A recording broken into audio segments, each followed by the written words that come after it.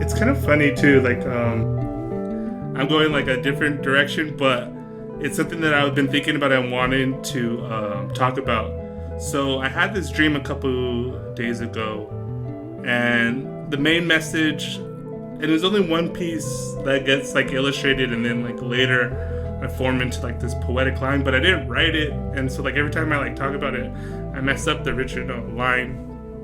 But it's like this like boulder or like pebble in a stream, and the stream was like red for some reason. But anyways, and then it was like taking the pebble out, and so like the pebble was, or the stone like made two streams, and then you take the pebble out, and then the stream was like one. And for some reason, not for some reason, I know because my friend Rosie, we've been talking lately and different things, and I mentioned her earlier about like resonating and having a heart to heart with her about like the Mayan count. Yeah.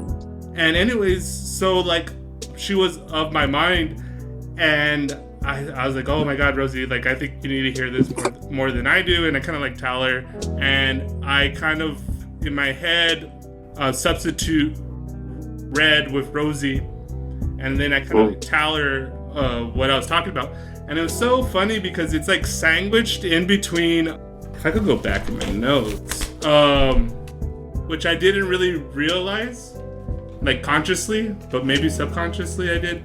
But like the tones of those particular, my dream was sandwiched in between. We're talking about kind of like that river thing. But anyways, it was just interesting. And I tell her, okay, here was it was like convergence of water, like when rivers or streams meet in a lake. But this one is like, not they were meeting in the lake, but like there was like getting like, I guess the stream was getting diverted to the lake. Maybe that, oh my God, this is making more sense to me now. Like tributary. This is from that Creek Masons conversation. I asked if anybody had an idea for like a substitute for that, and you suggested Unstreaming, I believe. I can't remember what led to that being even a thing. It's a good motion, that going down the drain, and like from that little doodle I did. Oh yeah. I didn't mention it, but it'd been years since I did one of those, really, and I tried some when I was in A school, but I didn't connect them in a circle for some reason, which is kind of where the magic is. But after I did this one, like with all the stoto geometry I've been thinking about, I felt like I could decode it as if it were a dream or something. Like I miss tracking my dreams. It was easy to find those aha moments of meaning from them. Yeah. But do you remember that handwritten mapping language that I shared? It's kind of in line with like the train track nexus, and the loom narrative, the weaving.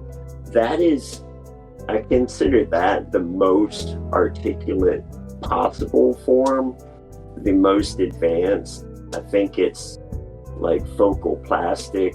You're not reasonably gonna run out of room for what you need until there is no more room. But also, it also explains the connection of the hyperbolic disc, because just the way all the little loops are leaning on that, it's fitting that pattern.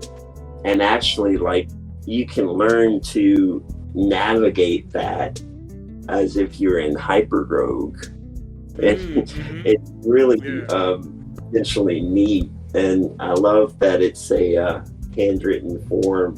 I came up with another 4-part master document outline, and that was the final part. Cool if we can actually do it. So who would have been in these early elementary cultures, as you call them, the equivalent of the poets today? The shamans. The shaman is the person who has in his late childhood, early youth, could be male or female, had an overwhelming psychological experience that turns them totally inward.